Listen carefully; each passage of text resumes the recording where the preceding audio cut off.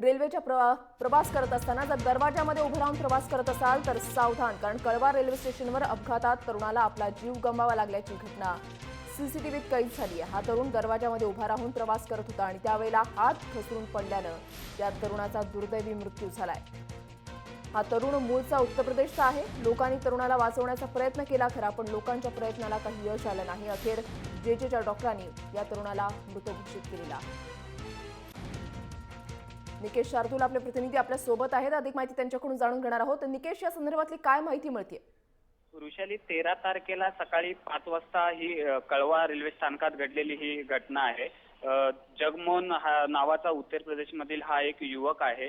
तो सायंकाळी ट्रेनमधनं प्रवास करत असताना त्याचा हात सुटल्याने त्याचा रेल्वेखाली त्याचा अपघात होऊन त्याचा अपघात झालेला आहे। त्यानंतर त्याला उपचारासाठी रेल्वे पोलिसांनी त्याला जे रुग्णालयात उपचारासाठी आले होते, मात्र त्याचा उपचारादरम्यान मृत्यू झालेला आहे। जर आपण सीसीटीव्ही जर बघितले तर कशा प्रकारे हा युवक पडलेला आहे आणि हा युवक पडल्याच्या नंतर रेल्वे स्थानकावरती जे प्रवासी होते या प्रवाशांनी त्याला पुरेपूर वाचवण्याचा प्रयत्न देखील केला होता, मात्र दुर्दैवाने त्याचा आता या अपघातात मृत्यू झालेला आहे।